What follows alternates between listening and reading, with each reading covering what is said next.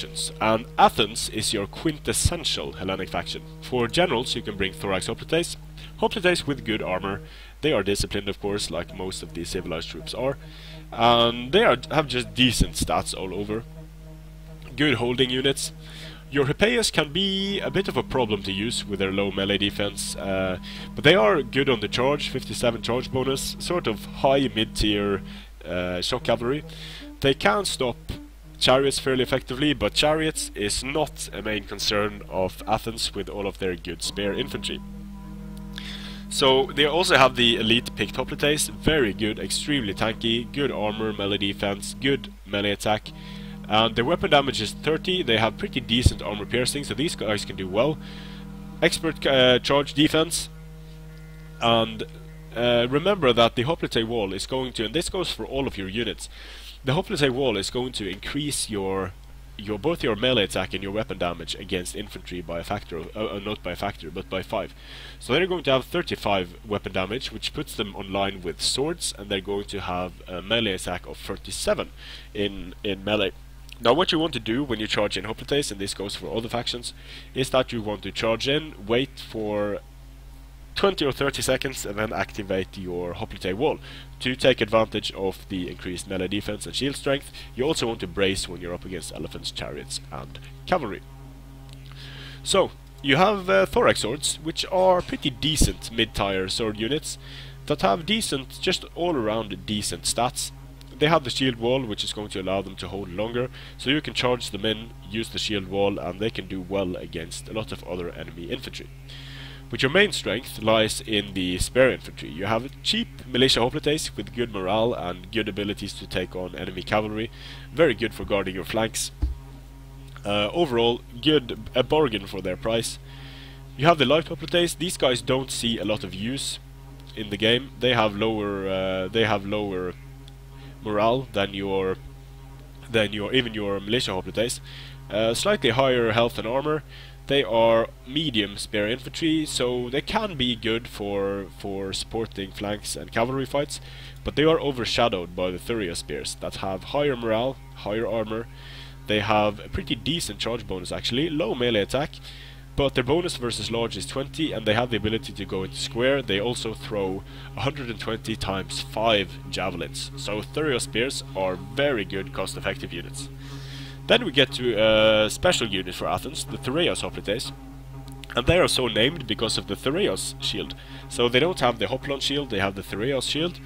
They have a decent amount of armor, same as the hoplites. They are a bit cheaper, and the difference here is they have lower melee defense, they have lower health, so they are a bit less tanky than your hoplites, but they have a higher charge bonus of 3. So nothing massive, just a slightly different, slightly cheaper unit. Your standard hoplites, not much to say about them. Quintessential tanky units, good against cavalry, can be decent against infantry in your hoplite wall. Then you have the thorax hoplites, and they are better in the tanking role because they have higher weapon damage, they have a higher charge bonus, higher melee defense and more armor. They also have more morale. So these guys, the thorax hoplites and the thorax swords, are probably going to be your mainline infantry. Mercenary veteran hoplites, also very tanky units. They are kind of in the gap between your elite picked hoplites and your thorax hoplites, and these guys are fairly good, very tanky, good health, good armor, overall pretty good units. You have standard pikemen, and the pikes in the current iteration of the game are very problematic to use offensively.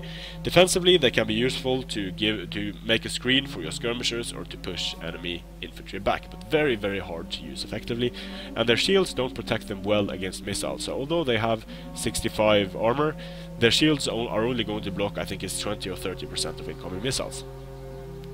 But you do have a nice selection of missile infantry from the cheap javelin men that are pretty cost effective if you're able to keep them out of enemy fire and melee. And then you have the cheap archers. These guys have pretty low morale, but they are cheap, so they can be worth bringing. Just keep them away from enemy melee units and fire, and they will be fine. You have the slingers, cheap crappy slingers with a decent range compared to the archers. Keep them away from everything that can hurt them. Peltas can take a lot of fire. They won't disintegrate in melee because of their armor and their melee defense, but their melee attack is crappy, so is their weapon damage, but still pretty good units together with your other tanky units. The light peltasts have less armor, but they have 3 more ammunition, so that can be pretty useful. Then you have your mercenary Thracian peltasts, and although they have low armor, their price is justified by having 41 missile damage, 28 melee attack, and 40 melee defense.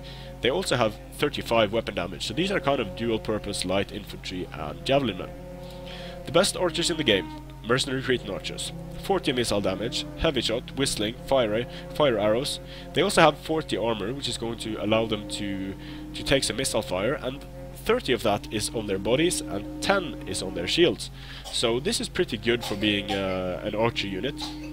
They won't disintegrate in melee either, because of their melee defense of 24 and their armor, so these are your best archer units to bring, can do a lot of damage, but in some situations you want mercenary Rhodian slingers. They also have shields, but they have a higher rate of fire, 8 shots per minute, they have more armor piercing damage, so very good against heavy infantry, cataphracts, pretty good against most units, and they also have 25 ammunition. So these guys, if you're able to keep them alive, are going to be able to fire for a significant amount of the game. Then you have your Hippeus. Hippeus are decent shock cavalry, but they're not great. I went over them in the general selection. Then you have melee cavalry, your very cheap citizen cavalry that have mediocre stats in all categories, but are very useful for running down skirmishers and stopping enemy cavalry. But they need to be supported with infantry to be really effective. For missile cavalry, you have cheap, extremely fast, the fastest units in the game, skirmisher cavalry, one of the fastest units. They can be useful for harassing elephants, cataphracts, stuff like that. Then you have the Tarentines. They are more tanky skirmisher cavalry, expensive, that can also function in melee somewhat decently if you manage to rear charge with them, and they can also hunt down enemy skirmishers. So these are your options there. Now if you're going to go for Athens rush build, you are probably going to want to have quite a few melee units available.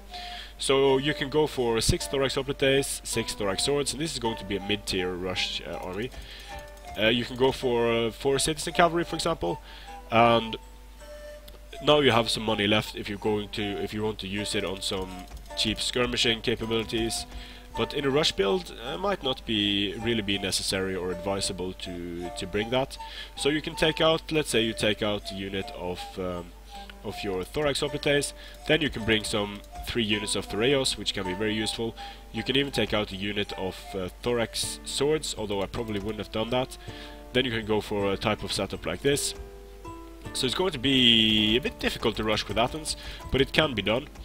If you want to go for a more elite composition of hoplites, you can bring, for example, 2 picked hoplites, you can bring your mercenary veteran hoplites, you can still bring your, and now I would really limit the amount of hoplites and then bring more swords, for example.